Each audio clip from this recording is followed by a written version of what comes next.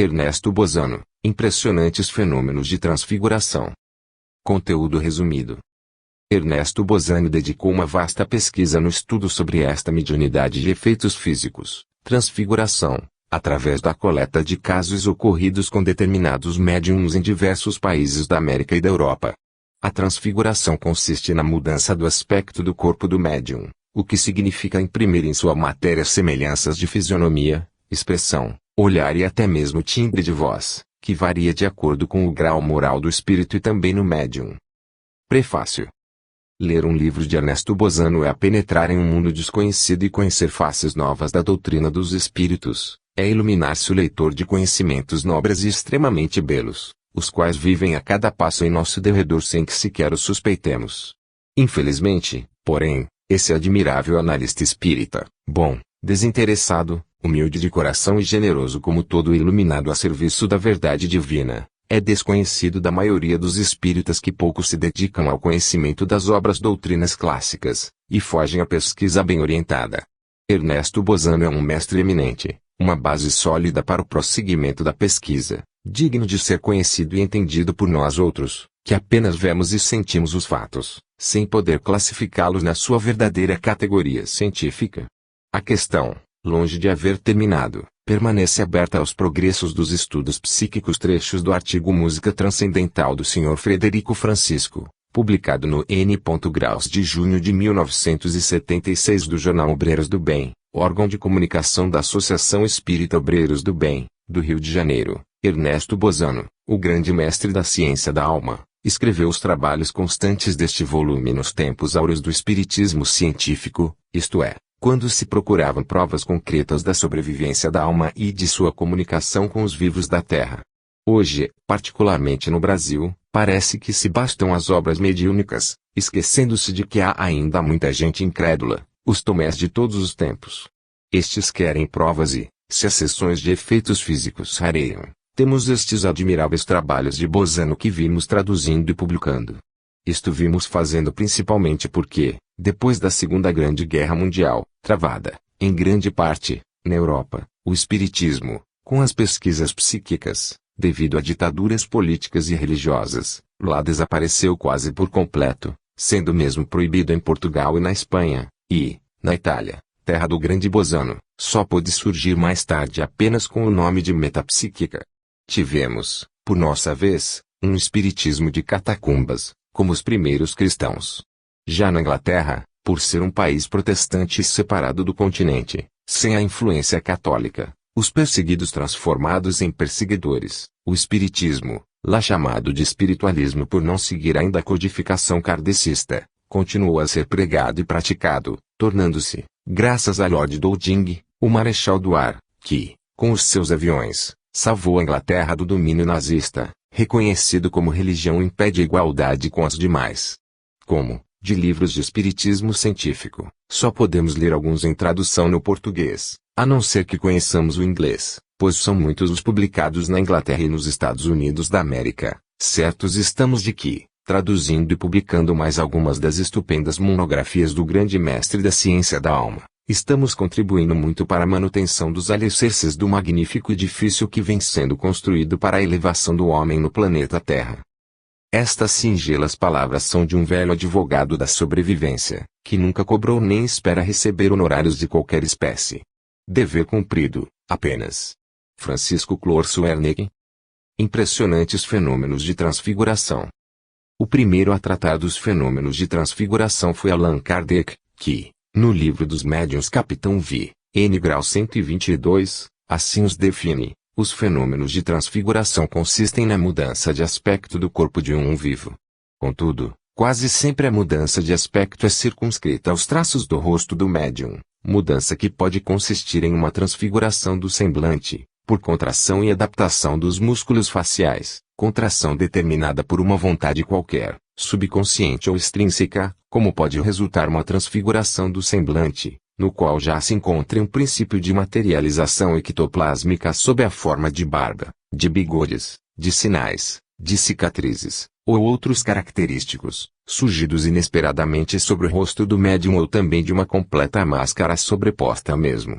Os fenômenos de transfiguração existem, embora se mostrem entre os mais raros da casuística metapsíquica e, por isto, no momento, apresentam escasso valor científico, porquanto as condições em que são observados dependem muito da perspicácia e do estado de ânimo dos observadores, apresentando o flanco a legítimas dúvidas e cepticismos, ao menos na maior parte dos casos.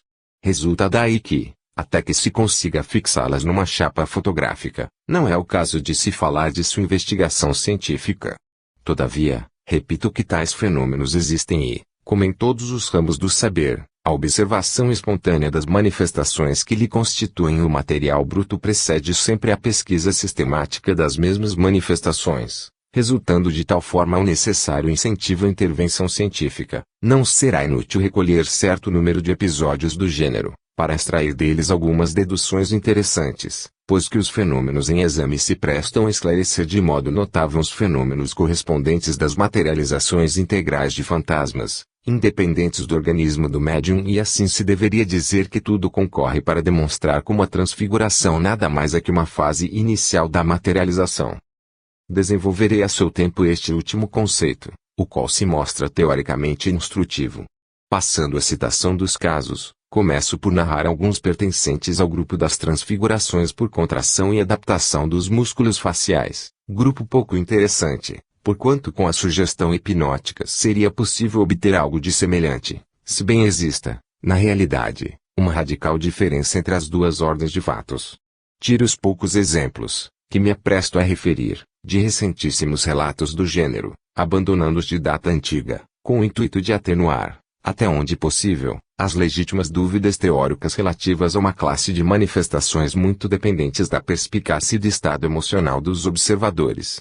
Para dizer a verdade, seria injusto afirmar que os observadores de 70 anos passados fossem mais impressionáveis que os atuais, mas, de qualquer maneira, existe o hábito de preferir sempre relatos de data recente, e é unicamente por isto que me resolvo a suprimir os casos de data antiga.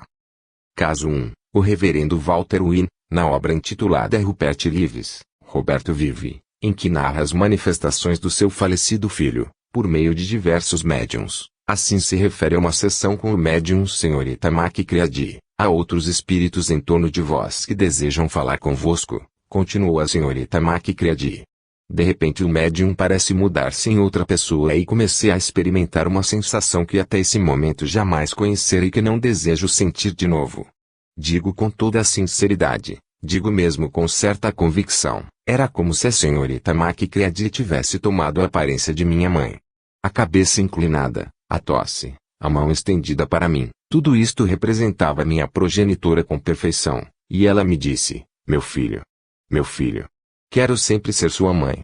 Isto foi tão inesperado que não experimentei nenhuma emoção. Eu estava inteiramente calmo. A visão durou muito pouco tempo, depois desapareceu. Pag. 34. Do prosseguimento da narração se infere que o reverendo Walter Wynne possui faculdade mediúnica e, assim sendo, ter-se-ia que deduzir que a desagradável sensação experimentada durante o desenvolvimento do fenômeno provinha, presumivelmente, do fato de que ele contribuir com os seus próprios fluidos para a transfiguração do médium em sua própria mãe. Do ponto de vista da hipótese espírita, poder-se-ia dizer que, no episódio exposto, se tratava de um fenômeno de possessão mediúnica, a tal ponto produzido que determinar a transfiguração do rosto do médium, combinada com as atitudes mímicas habituais em vida defunta comunicante. Caso 2. Tiro o seguinte episódio do livro de H. Dennis Bradley Wisdom of the Gods, A Sabedoria dos Deuses. Ele teve ocasião de observar 2 vezes, com o médium Sra. Scales, o fenômeno de transfiguração por contração e adaptação dos músculos do rosto, fenômeno que, nos limites indicadas, se mostra sobretudo frequente nos médiums de possessão ou incorporação. Escreve ele, ela, Chloé, o espírito guia, uma jovem índia, disse que a menina hesitava em manifestar-se de uma forma em que não se manifestara antes.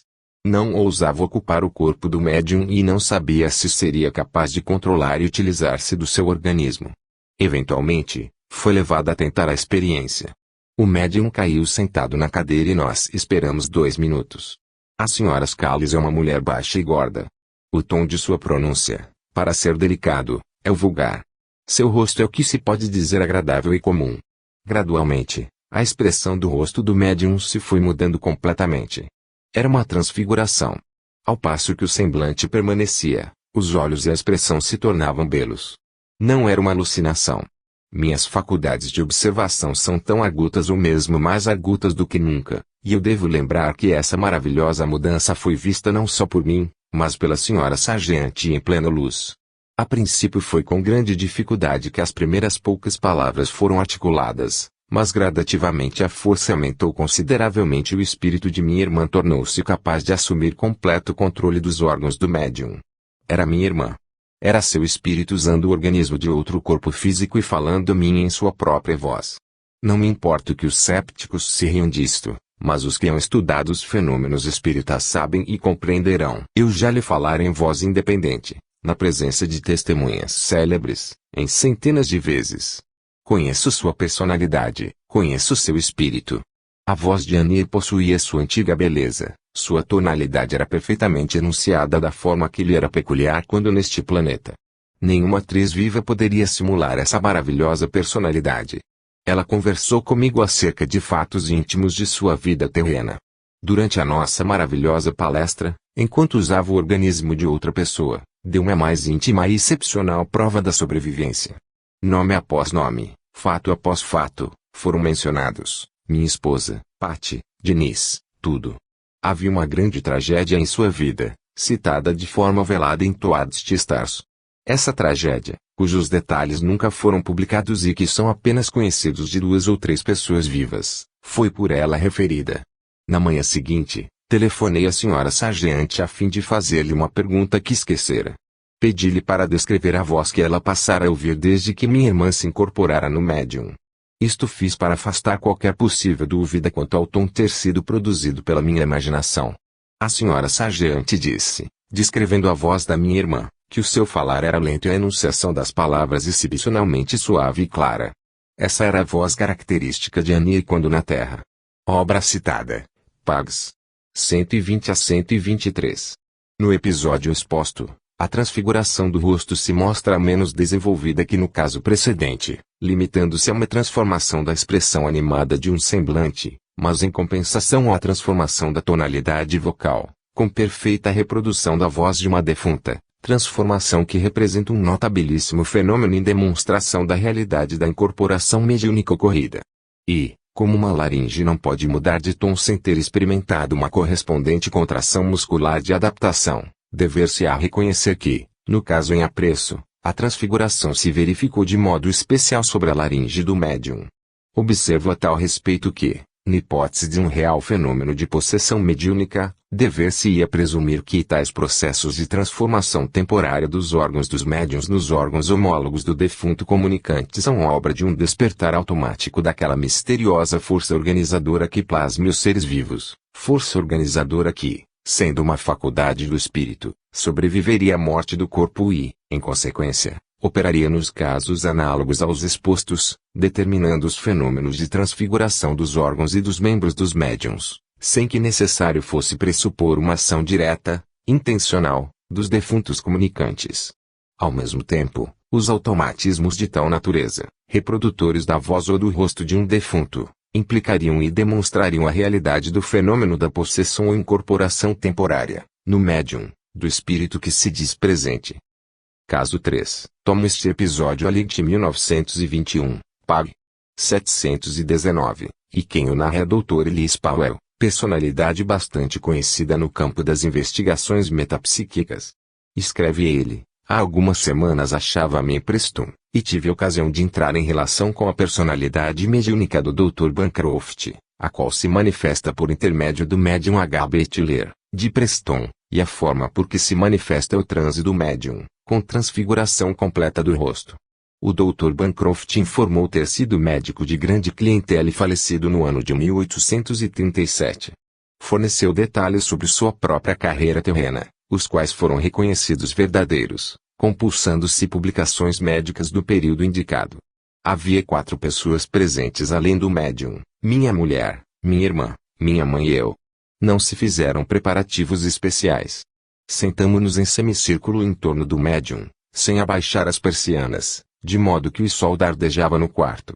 Depois de cerca de 10 minutos de uma conversação de ordem geral, o médium deu sinais de passar ao estado de transe e com isto assistimos a um fenômeno estupefaciente. No espaço de 3 ou 4 minutos seu rosto se transformou a tal ponto que, se não houvesse assistido por inteiro ao processo de transfiguração, observando-a de perto em plena luz, não o teria mais reconhecido pelo mesmo indivíduo. Ocorrido isto, o Dr. Bancroft beijou as mãos das 3 senhoras com estudada cortesia do século XVIII, e logo depois iniciou o seu trabalho de médico consultado. Tive cuidado de nada dizer acerca dos sintomas de minha moléstia e da sua presumida natureza, pois que ele próprio descreveria tudo, e com isso me poria em situação de poder julgar se estava ou não plenamente informado a respeito. Tomou-me uma das mãos por alguns instantes, e logo começou a descrever, de modo exatíssimo, estupefaciente, os sintomas do meu mal, que me mantinham sob viva preocupação. Depois me dirigiu perguntas, as quais subentendiam conhecimento a meu respeito que ninguém no mundo podia saber. Em seguida, assegurou-me que em mim não existia moléstias orgânicas, mas que se tratava de uma desordem funcional acentuada, que descreveu em termos de fisiologia. Depois ditou as prescrições. Tal consulta de além-túmulo não foi só grandemente benéfica à minha saúde, mas revelou-se extremamente interessante como exemplo magnífico da capacidade de um espírito curador para diagnosticar e descrever não só o significado preciso dos sintomas de um mal, mas as causas originárias dos próprios sintomas, sem a mínima indicação da parte do consulente. Na narrativa acima não se encontram indicações que autorizem a presumir que a transfiguração ocorrida fosse algo mais que uma simples transformação do rosto do médium, por contração e adaptação dos músculos faciais. Não obstante, deve-se admitir que, se não houve manipulação ectoplásmica do rosto, o fenômeno de contração e adaptação muscular atinge, no caso em apreço, a máxima eficiência realizável com meios de tal natureza, visto que o narrador declara que, se não tivesse assistido por inteiro ao processo de transformação, não teria mais reconhecido o médium no personagem que se achava diante de si. Noto que também neste caso sobressaem particularidades de identificação pessoal da entidade comunicante, embora se não os possa reputar suficientes, mas já se compreende que, à distância de um século, não é possível identificar de maneira adequada a personalidade de um defunto que viveu modesta e obscuramente. Não é este, porém, o tema do presente trabalho, pelo que limitar-me-ei a repetir que o caso em apreço é um bom exemplo de transfiguração, em que se pode supor atingidos os limites extremos da deformabilidade realizável mediante o muito simples auxílio da contração e adaptação dos músculos faciais. Caso 4. Passando a referir exemplos de transfiguração com indícios de concretização ectoplásmica, não posso deixar de aludir aos famosos alongamentos do corpo de Daniel Douglas Home. Antes de tudo porque tais alongamentos constituem já um princípio de manipulação ectoplásmica do corpo do médium, depois porque, durante alguns destes alongamentos, sucedia observar-se a transfiguração mais ou menos ectoplásmica do seu rosto. Limito-me a narrar, a propósito, 2 breves episódios, que extraio de um longo estudo publicado no Vol. 4 do Journal of the Society of Psychical Research. Julho 1889. Pags. 101 a 136. Escreve o general Boldeiro. Em poucos minutos Daniel Douglas Home caiu em profundo transe. Levantou-se e passeou em volta durante breves instantes, depois veio a mim, tomando-me pela mão, e aludindo a si próprio na terceira pessoa, disse, deverás observar os pés de Dan, Home, e verificar que ele não se move do chão, e dirás aos outros que observem atentamente sua cabeça. Assim fiz, enquanto ao mesmo tempo se assistia ao espetáculo do seu corpo alongar-se até atingir a um comprimento maior de 9 polegadas ou um pé. Quis abaixar-me e controlar-lhe os calcanhares, que pousavam regularmente no soalho. A luz de um bico de gás iluminava em cheio sua pessoa. Era um espetáculo extraordinário. O médium murmurou, agora aproxima-te mais. Ele permanecia sempre com a estatura aumentada de um pé. Tomou minhas mãos, levou-as aos 2 lados do próprio corpo, um pouco acima dos quadris, onde encontrei um vácuo correspondente entre o cós das calças e a barriga. Assim continuou, palpadã, a fim de que fiques plenamente satisfeito. Pousei as mãos sobre seus flancos e senti que as suas carnes se contraíam. Fitei o homem, voltar à estatura normal. Mas logo renovou a prova, novamente seu corpo se alongou, e senti suas carnes se distenderem sob minhas mãos, para depois se contraírem novamente, apenas retomada por ele a estatura normal. Vê-lo alongar-se e diminuir-se daquela forma, com os pés sempre imóveis no chão, era um espetáculo estupefaciente. Op. Cit. Pags. 125 a 126. Este outro é um fenômeno de alongamento com transfiguração ectoplásmica do rosto. Relata o Sr. Elking Simpson, no ano de 1868 eu quis investigar os fenômenos que se produziam com a mediunidade de Daniel Douglas Home. Em uma sessão realizada sob boa luz, tive oportunidade de controlar o fenômeno do alongamento e contração do seu corpo, e isto repetidas vezes em rápida sucessão, no centro do quarto. Daniel Douglas Home estava em transe, mas falava sem interrupção. Pus-me diante dele, introduzindo os meus pés sob a ponta de seus pés. Vale dizer que ele estava com os calcanhares no soalho e os próprios pés sobre o peito dos meus. Depois coloquei sobre as nossas cabeças um grande caderno de música e entreguei-me à observação do seu rosto. Ao mesmo tempo Lord Crawford, depois Lord Lindsay, apalpava-lhe os músculos e as pernas, vigiando atentamente a barriga do médium, que se elevava lentamente 2-3 polegadas acima da cintura para, após, voltar ao primitivo tamanho. Depois trocamos de incumbência e eu encarreguei-me de vigiar os músculos, as pernas e as vestes do médium, porém mais estupefacientes ainda se mostraram as transformações do rosto, o qual alternadamente se fazia mais largo e longo e em seguida muito menor, enfim, voltava às dimensões normais. No primeiro caso seu rosto parecia aumentar e adquirir gradativamente volume em cada uma de suas partes, depois também gradativamente se reduzia, tornando-se cada vez menor, e os seus traços diminuíam, caso em que a pele do rosto ficava profundamente contraída e flácida. Depois disso foi levitado e vimos-lo oscilar no ar como um pêndulo, assim se transportando até o divã. Ninguém se lhe achava próximo. Quando desceu sobre o divã, despertou bruscamente e correu ao jardim onde foi acometido de vômitos. Enquanto se produziam os fenômenos falou sempre na terceira pessoa, como se tivessem estado presentes diversas entidades espirituais que o dirigissem. Com efeito, elas assim se exprimiam: agora faremos isto e aquilo outro com Dan. Etc, etc. Op. Cit. Pags. 123 a 124. Tendo em vista este último episódio, não padece dúvida de que, no caso de Daniel Douglas Home, não se tratava de transfiguração por contração e adaptação dos músculos faciais, mas de um verdadeiro e adequado processo de concentração ou manipulação ou materialização ectoplásmica, o que é sobretudo demonstrado pela importante particularidade da pele do rosto do médium, nos processos de diminuição do mesmo rosto, se mostrar profundamente contraído e flácida, indício certo de subtração de substância ectoplásmica, em quantidade considerável, das tecidos do rosto do médium. Do ponto de vista do significado teórico do fenômeno de transfiguração, nota-se uma radical diferença entre as modalidades com que ele se produzia com Daniel Douglas Home e as com que se produz quase sempre com os outros médiuns, isto é, ao passo que, com estes últimos, se observa quase constantemente que a transfiguração implica uma tentativa mais ou menos bem-sucedida de representar o rosto de um defunto a que se diz presente. No caso de Home, ao contrário, é claro que as personalidades mediúnicas operantes se propunham exclusivamente transformar o rosto do médium, variando-lhe as dimensões, ora aumentando-as, ora reduzindo-as notavelmente, e isto em correspondência com o outro fenômeno simultaneamente operado do alongamento e redução do seu corpo. Caso 5. Tiro dos Anais de Ciências Psíquicas 1906. Pags. 34 a 37. E quem o relata é o Dr. Joseph Maxwell, nome assaz conhecido no campo das investigações psíquicas. O diretor da revista, Sr. Cesare de Vesme, esclarece: o caso foi comunicado ao Dr. Maxwell por um eminente magistrado seu colega, que não deseja seja revelado seu nome. Todavia, se houver investigadores sérios que desejem conhecer os nomes dos dois percipientes, bem como da cidade em que se produziu o fenômeno, o Dr. Maxwell tudo revelará a interessados.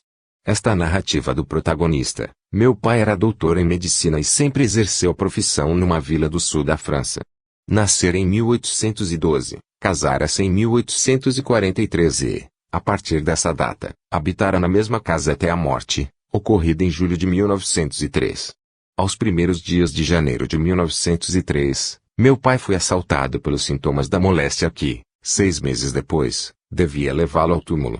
Cerca de 2 meses antes da sua morte, eu me encontrava no seu quarto às 8:30 da noite. Ele dormia na sua poltrona ao lado da chaminé e eu me sentara diante dele, vigiando-lhe o sono.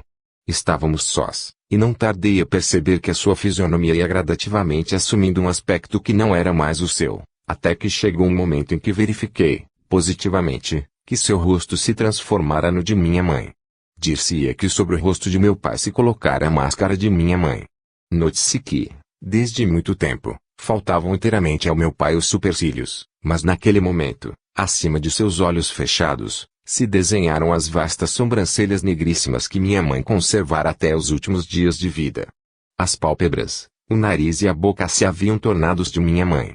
Não obstante, seu rosto parecia consideravelmente maior, mas devo observar a respeito que, no período pré-agônico, o rosto de minha mãe se hipertrofiara notavelmente, até atingir aproximadamente as proporções assumidas pela efígie que aparecia diante de ruim. Observo, além disso, que a própria efígie reproduzia mais fielmente o semblante dela do que o poderia ter feito se acaso houvesse reproduzido o seu rosto alterado pela moléstia. Meu pai usava os bigodes e a barba em ponta muito curta. Barba e bigodes permaneceram, mas, contrariamente ao que se poderia supor, contribuíam eficazmente para completar os traços maternos. A aparição manteve-se intacta por 10 ou 12 minutos, depois, lentamente se dissipou e meu pai retomou os traços normais. 5 minutos depois despertou, e eu perguntei-lhe se sonhara porventura com sua esposa. Respondeu negativamente.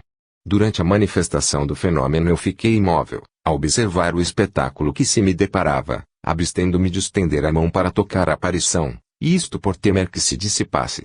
Com efeito, meu pai contara ter visto minha mãe várias vezes e ter sempre se arrependido por ceder ao impulso instintivo que o impelia a abraçá-la, ato que determinara sempre a desaparição instantânea do fantasma. Eu provavelmente teria atribuído importância muito relativa à aparição por mim observada, pois que me teria facilmente convencido de haver sido vítima de uma alucinação, mas ouvi isto, não fui o único a vê-la. Durante a aparição, a criada de meu pai, uma moça de 31 anos, a qual minha mãe, no leito de morte, recomendara velar por meu pai, entrara no quarto e eu me limitara a dizer-lhe: Joana, olha meu pai adormecido. Ela exclamou: ó, como se assemelha à pobre senhora. Estupefaciente. Extraordinário. Logo, não era eu vítima de uma alucinação, pois que se Joana viu e reconheceu a aparição é sinal de que a mesma era objetiva. Resulta daí que a natureza coletiva da visão ocorrida, tendo-me dado certeza sobre a realidade da mesma visão, fez com que eu ficasse profundamente impressionado e, se vivesse 100 anos, jamais a esqueceria. Em seguida, perguntei a mim mesmo se teria sido o rosto de meu pai que se transformara a ponto de tomar os traços de minha mãe, ou se, ao contrário, uma máscara do rosto de minha mãe se teria sobreposto a semblante paterno. O que me faz pender para esta última hipótese é a particularidade dos vastos supercílios maternos que eu percebi nitidamente nos traços da aparição. Ora, se pode admitir que o semblante de um marido, após uma longa coabitação, possa algumas vezes assemelhar-se ao da mulher, o que no caso de meu pai estava longe de se ter dado, não parece possível admitir-se que os supercílios de um surjam sobre o semblante do outro que era totalmente privado de supercílios. Devo não obstante acrescentar que o fenômeno por mim observado não desapareceu subitamente, isto é, pareceu-me que o rosto de meu pai retomava gradativamente, por pequenas zonas, o seu aspecto normal. A criada Joana B. fez a seguinte declaração: recordo-me perfeitamente de que, cerca de 2 meses antes da morte de vosso pai, eu subi ao seu quarto e vos encontrei com ele. Vós me dissestes: Joana, olha meu pai adormecido, e eu logo exclamei: ó, como se assemelha à pobre senhora. É estupefaciente. É uma coisa extraordinária. Confirmo que vosso pai, no curso da sua última enfermidade, repetiu-me muitas vezes ter visto em várias ocasiões a aparição de sua esposa, acrescentando ter se arrependido de haver estendido as mãos para traí-la a si, pois que, assim agindo, provocara sempre a sua instantânea desaparição. Acenado, Joana B., esposa de E.R. O caso exposto é de natureza espontânea e não experimental ou mediúnica e, como se viu, realizou-se a aproximação da morte do protagonista, o qual tivera, precedentemente, várias visões do fantasma daquela que chegou a materializar a própria efígie, transfigurando seu rosto, circunstâncias estas todas a que não falta valor sugestivo, Tendo em vista o fato de que os casos de aparição de defuntos no leito de morte são relativamente comuns e que entre eles são relativamente frequentes os casos percebidos coletivamente ou sucessivamente por várias pessoas, circunstância que confere certeza a respeito da sua objetividade. Daí resultaria que o caso em apresso poderia ser classificado como um episódio de aparições reiteradas de uma defunta no leito de morte do marido, com o acréscimo de uma manifestação física complementar, sob forma de transfiguração do rosto do enfermo e isto, presumivelmente, com o objetivo de fazer-se notar também pelo filho.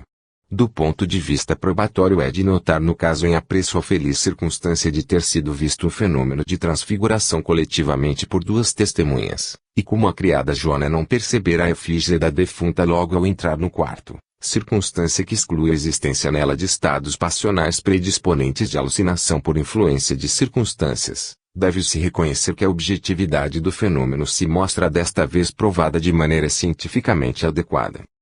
Sob um outro ponto de vista, manifesto é que o fenômeno de transfiguração não poderia ser esclarecido com a hipótese por demais simplista da contração e adaptação dos músculos faciais. Serve especialmente para demonstrar o fenômeno dos nigérrimos supercílios maternos aparecerem sobre a cara do enfermo, desprovido de sobrancelhas. Deve-se, portanto, concluir que se está em presença de um caso de transfiguração com notáveis rudimentos de materialização e adaptação de substância ectoplásmica ao rosto do indivíduo. Com relação à observação do narrador, segundo a qual o fenômeno não se tendo dissipado repentinamente havendo o rosto paterno retomado gradativamente sua própria expressão, significando isso que os fatos não pareciam conciliar-se com a hipótese de uma máscara ectoplásmica sobreposta ao rosto paterno, noto que os fatos poderiam, ao contrário, conciliar-se muito bem com tal hipótese, com a condição única de se não tomar ao pé da letra as palavras com que se definiu a hipótese. Vale dizer que não se deveria pensar na existência de uma máscara móvel de ectoplasma colocada sobre a cara do paciente, mas certamente na existência de uma substância ectoplásmica distribuída e integrada, por pequenas zonas, nas tecidos do seu rosto, isto é, nos pontos em que os traços fisionômicos deveriam ser modificados, caso este em que nada impediria de se presumir que a máscara ectoplásmica pudesse dissipar-se gradualmente, zona por zona.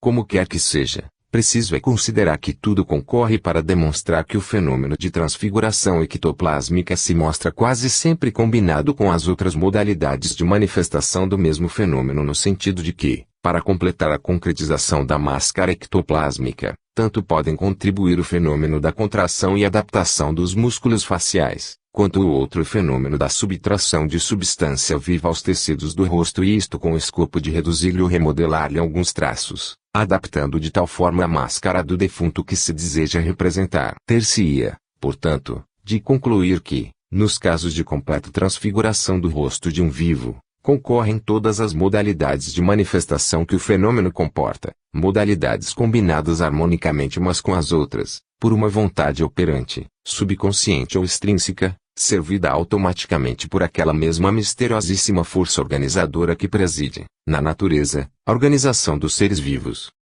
Casos 6 e 7, a Condessa Helena Maynard, nome fartamente conhecido pelos cultores de investigações psíquicas de 40 anos passados, era um poderoso médium.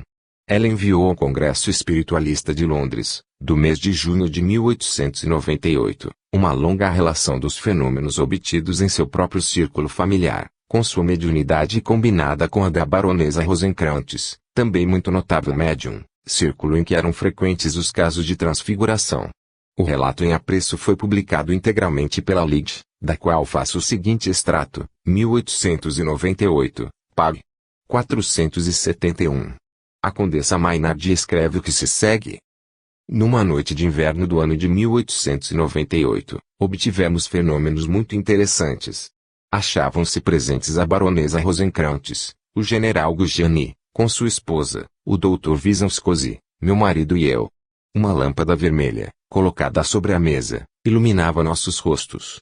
A baronesa Rosenkrantz estava de pé, atrás da minha cadeira, fazendo passes magnéticos sobre minha cabeça e ombros, quando, de repente, meu esposo, que estava sentado defronte, exclamou: "Não vejo mais minha mulher." Por sua vez o general Gugiani observou, dir-se-ia que a condessa desapareceu. O Dr. Wisławski declarou que também não me via, mas que percebia no meu lugar uma coluna de substância escura. Eu ouvia perfeitamente suas exclamações, porém, por mais que tentasse, não lograva articular uma palavra, embora não houvesse deixado um só momento de ver os assistentes, os quais continuavam discutindo acaloradamente o fenômeno da minha desaparição, quando repentinamente me viram reaparecer, mas com o rosto de outra pessoa. Meu marido exclamou assustado: "Oh! Esta não é minha senhora."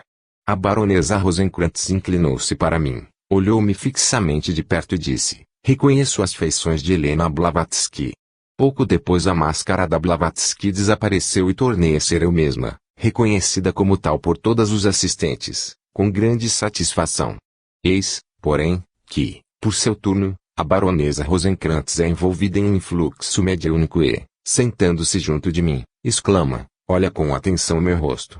Transcorridos uns breves instantes, vimos transformar-se o seu semblante, que se tornou muito jovem, ao passo que a baronesa é um tanto entrada em anos. Acreditei por um momento ser vítima de uma alucinação, pelo que me dirigi ao Dr. Vysaniscosi, perguntando-lhe o que estava vendo. Vi que tinha ficado imóvel como uma estátua, com os seus grandes olhos cravados sobre a manifestação e com uma expressão de estupor indescritível. Respondeu-me: "Este é o rosto de uma jovem a quem eu conheci intimamente há 20 anos. Tais são os episódios de transfiguração relatados pela Condessa Mainardi." Do ponto de vista da fidelidade da narrativa, o nome do Dr. Vysaniscosi, autor de um livro clássico sobre a mediunidade, e a quem foi apresentado o relato antes de ser enviado ao seu destino, constitui um ótimo testemunho a respeito.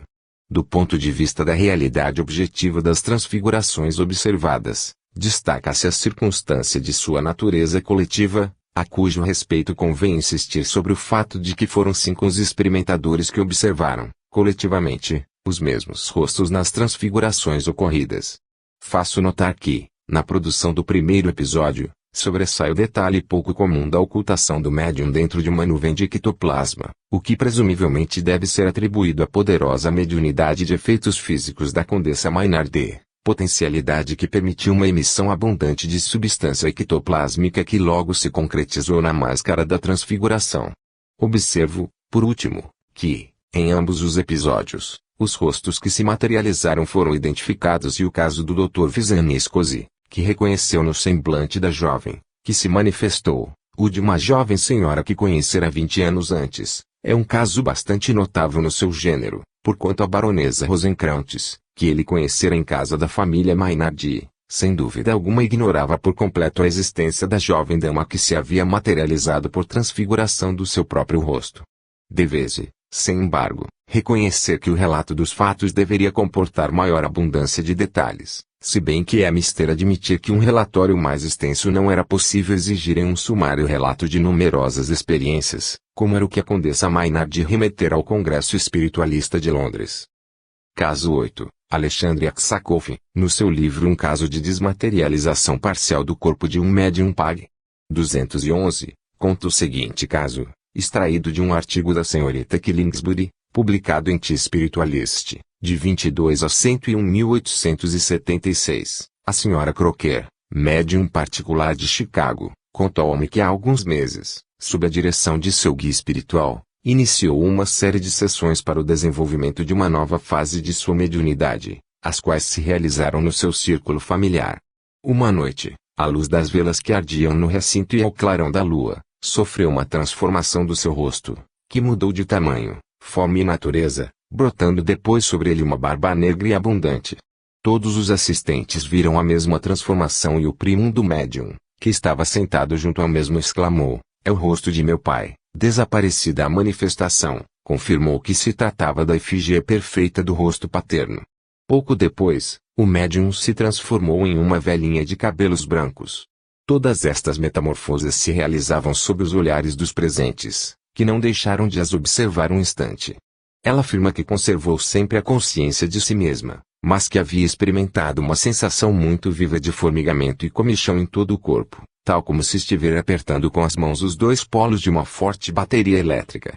Esta alusão final do médium, que disse experimentar uma viva sensação de formigamento e comichão em todo o corpo, reveste grande importância do ponto de vista probatório, uma vez que bom número de médiums de efeitos físicos acusa justamente a mesma sensação, quer antes, quer durante a manifestação dos fenômenos. A senhora da Esperança eludia muitas vezes essa sensação, que é como um prenúncio dos fenômenos, e com Eusap era habitual a mesma sensação. Quando durante as nossas experiências de 3 anos, em Gênova, com o professor Morcelli, ouvíamos o médium acusar a sensação de comichão em todo o corpo, ficávamos na expectativa, pois sabíamos, por prática adquirida, que era o prelúdio da produção dos fenômenos. Repito, portanto, que do ponto de vista probatório, essa espécie de detalhes secundários adquire não pouca importância em favor da legitimidade dos fatos, pois eles pertencem a um gênero que um médium fraudulento, como também um narrador infiel, não pensam em assinalar. E bem-vindas sejam estas observações no que concerne ao episódio exposto, em que o relato de segunda mão e a falta de detalhes não podem satisfazer do ponto de vista probatório. E, como já vimos, o caso por si só seria por demais interessante devido aos incidentes da barba e dos cabelos brancos que apareceram sobre o rosto e a cabeça de uma jovem senhora. A estas observações em favor da legitimidade dos fatos, Alexandre Aksakov acrescenta o seguinte: um argumento de peso em favor da legitimidade de tais manifestações consiste na consideração de que não só não se mostram contraditórias com o princípio de acordo com o qual se produzem os fenômenos de materialização, como constituem, ao contrário, uma espécie de fase inicial transitória, prestes a transformar-se em outra, sob a ação de uma força organizadora ignorada, Pag. 219. Caso 9. No livro autobiográfico do médium Sra. Rousseau Davis, de Clairvoyance of Bessie Williams, A Clarividência de Bessie Williams, publicado a conselho de grande amiga Sra. Florence Marriott, lê-se, entre outras coisas, que o referido médium possui a pouco invejável faculdade de provocar fenômenos de assombramento cada vez que permanecia em alguma casa onde tivesse ocorrido, no passado, cenas de sangue. Sucedeu que, tendo o médium adquirido uma casa de verão, onde se alojara com a sua família, não tardaram a manifestar-se fenômenos de assombramento muito importunos como sejam, ruídos insistentes de passos pesados, que deambulavam pela casa, de lutas e de combates violentos, seguidos de quedas de corpos ao solo. Certa noite produziu-se um fenômeno impressionante de transfiguração do rosto da senhora Rousseau Davis, descrevendo a seu esposo nos seguintes termos: estava eu sentado à mesa da sala de jantar e minha senhora diante de mim, com o menino nos braços. De repente ela exclamou: sinto como se me tivessem ferido em um braço. Oh! Que dor! Fiz-lhe observar, minha querida, são dores reumáticas. Como não replicasse, olhei para aquele lado e notei que a sua fisionomia se havia transformado horrivelmente e ficado embrutecida, adquirindo uma expressão de diabólica perversidade. Em lugar de minha esposa, sempre afável e sorridente, se achava diante de mim um velho repugnante, de fronte proeminente, cujos olhos de abutre se esquivaram ao meu olhar, com intenções furtivas que quase me faziam desmaiar de terror. Eu havia ouvido falar em fenômenos de transfiguração, porém jamais assistir ao desenvolvimento dos mesmos. Levantei-me apressadamente para acudir em auxílio do menino. O braço de minha esposa o foi deixando lentamente nos meus, ao mesmo tempo que a sua outra mão se estendia sinistramente para uma faca que estava sobre a mesa e que eu me apressei a pôr fora do seu alcance. Pouco depois minha senhora suspirou profundamente, e, com grande regozijo para mim, vi que o seu rosto voltava ao estado normal. Averiguou-se, logo depois, que alguns séculos antes, aquela casa fora uma hospedaria, cujo dono, quando se lhe mostrava propícia a ocasião, assassinava os hóspedes para roubá-los. Naturalmente, depois do referido fenômeno de transfiguração, os Rousseau Davis apressaram-se em abandonar a casa. Também neste episódio, como em outros já relatados, dever-se-ia admitir que o fenômeno de transfiguração do rosto do médium no de um velho repugnante, de fronte proeminente com olhos de abutre, teve origem na combinação das diversas modalidades de produção que os mesmos fenômenos comportam, contração e adaptação dos músculos faciais, distribuição de ectoplasma ou subtração de substâncias vivas nas zonas a serem modificadas no rosto do médium. Do ponto de vista da hipótese espírita, mostrar-se-ia sugestiva e instrutiva a causa determinante do fenômeno de transfiguração, que se realizara pelo fato de encontrar-se o médium em um ambiente onde outrora haviam ocorrido vários crimes, ambiente que se tornou assombrado tão somente devido à presença de uma sensitiva que, mediante seus fluidos exteriorizáveis, tornara possível a produção dos usuais fenômenos de assombramento, isto é, tornara possível a manifestação aos vivos, na forma que se mostrara realizável, dos protagonistas dos dramas que se verificaram em um determinado ambiente. Casos 10 e 11. Em 1930 na revista inglesa The Occult Review, o Sr. R.M. Sedgwick relata uma série de experiências obtidas em seu círculo familiar, com sua própria mediunidade combinada com a de uma senhora quem denomina senhora entre outros. Cita 2 casos de transfiguração alternante, nos quais se materializou 2 vezes a efígie do seu avô, a primeira vez, com a mediunidade da senhora e a segunda, com a sua própria mediunidade. Eis quanto é pelo mesmo relatado, numa tarde de inverno. Fui visitar a senhora A, que possui muito notáveis faculdades mediúnicas. Encontrei-a sentada junto ao fogão, onde ardiam alguns carvões, porém sem chama, irradiando em torno uma forte luz vermelha. A luz do dia havia desaparecido quase completamente, deixando o quarto em plena obscuridade, salvo um amplo círculo em volta do fogão. A senhora se achava muito perto do fogo, de maneira que seu rosto aparecia vivamente iluminado. Conversamos durante um bom pedaço de tempo, logo fizemos uma pausa que se prolongou durante 2 ou 3 minutos, após o que lhe fiz uma pergunta, sem obter resposta. Ao mesmo tempo notei que a minha amiga respirava ruidosamente e, olhando-a fixamente no rosto, verifiquei que sua fisionomia, assim como a sua respiração, não davam mostras de achar-se em um estado de sonolência normal. Fiquei, pois, à espera de alguma manifestação e tal como ocorre com frequência em nossas experiências a manifestação teve lugar, mas, por certo, mais distinta do que eu podia esperar. Enquanto eu vigiava atentamente a médium, percebi que o seu semblante é lenta, mas positivamente se transformando. O oval do rosto, as linhas, os traços da fisionomia já não eram os mesmos tão familiares para mim. Logo se produziu improvisadamente a transformação final, desaparecendo também o nariz aquilino da senhora A, vendo-me diante de um rosto de homem. Com indescritível assombro reconheci nessa cara a reprodução perfeita do meu avô. Fiquei a tal ponto impressionado que deixei escapar um grito de estupor, o que determinou a instantânea desaparição do fenômeno e diante de mim ficou a senhora A, já desperta, a qual se apressou a pedir-me desculpa por haver dormido, incorrendo em uma falta de atenção. Nada lhe disse de quanto havia ocorrido, pois eu esperava que esse fenômeno teria ulteriores desenvolvimentos e sabia por experiência que as manifestações adquiriam maior valor teórico quando o médium ignorava os antecedentes. Transcorreu algum tempo, e outra vez se produziu o inesperado. Que, provavelmente, se realizou por ter se reproduzido casualmente uma idêntica situação de ambiente.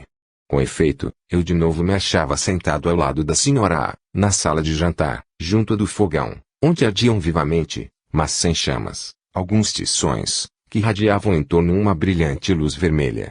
Achava-se então também presente a filha da senhora. Não tardou que eu notasse não serem as condições de ambiente inteiramente normais, sentindo um gelado sopro de ar que, baixando do teto, me envolvia a cabeça.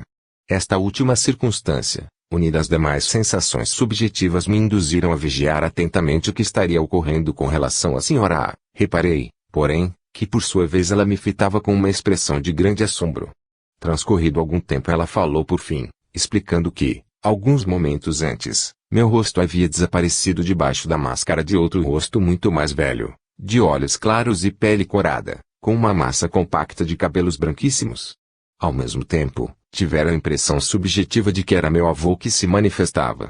Sua filha, que estava sentada atrás de mim, nada havia visto, naturalmente, de tal transfiguração, mas ficara alguns momentos perplexa ao ver uma espécie de emanação de luz lunar em torno da minha cabeça.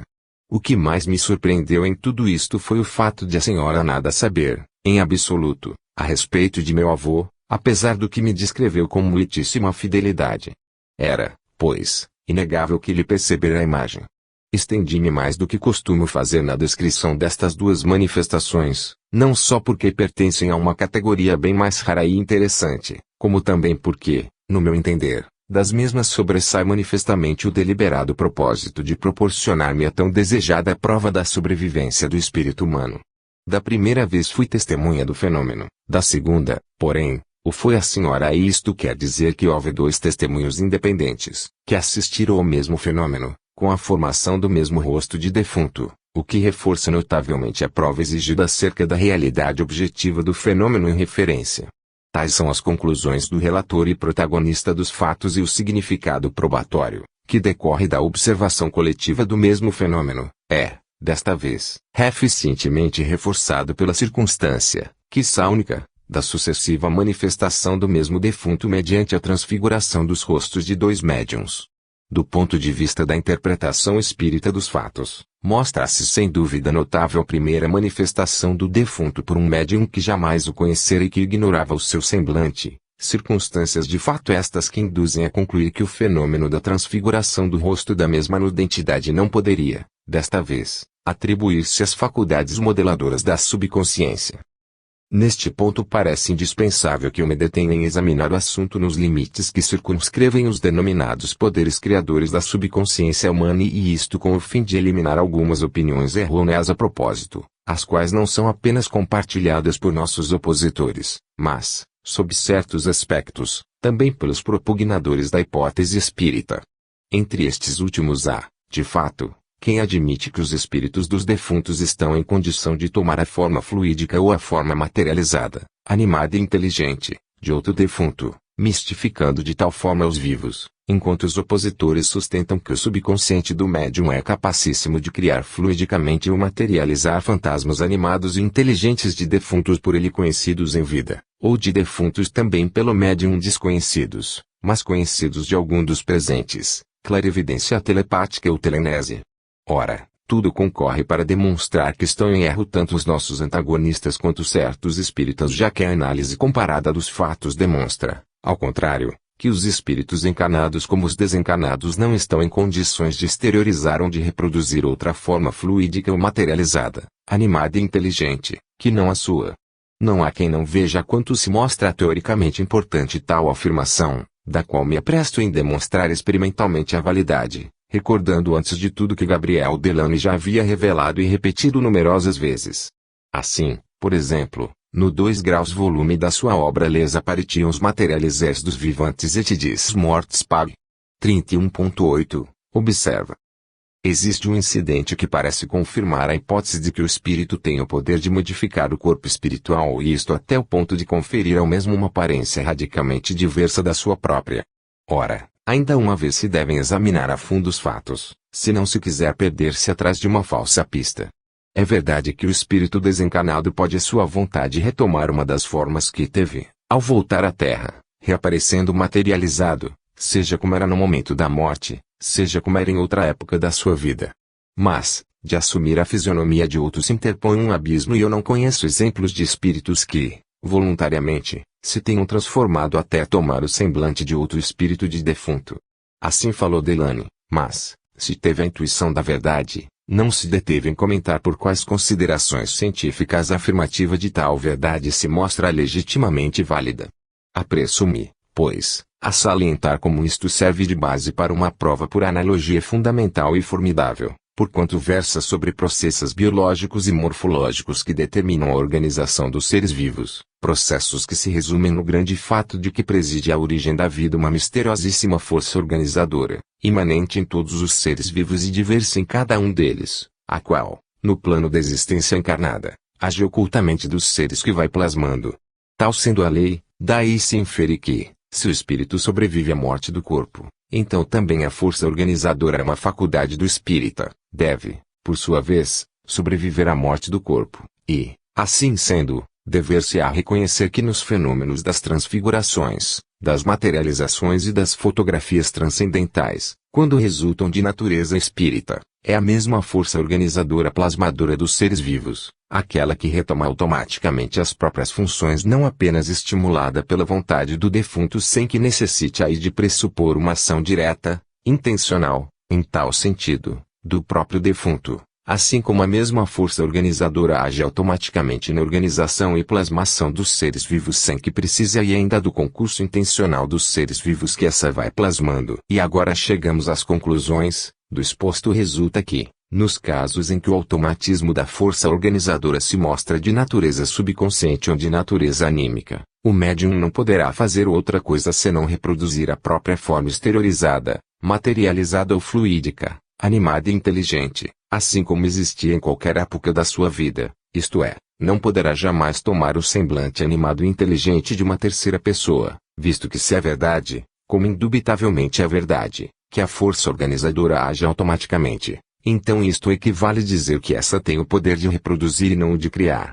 E, ao contrário, nos casos em que o automatismo se mostra de natureza extrínseca ou espírita, o defunto comunicante não poderá fazer outra coisa senão reproduzir, por sua vez, a própria forma materializada ou fluídica, animada e inteligente, tal como existia em qualquer época da sua vida, e jamais reproduzir a forma animada e inteligente de outro espírito, porque, repito, a força organizadora, por ser um automatismo, reproduz e não cria, o que, se notar bem, é o contrassenso invariável de qualquer forma de automatismo.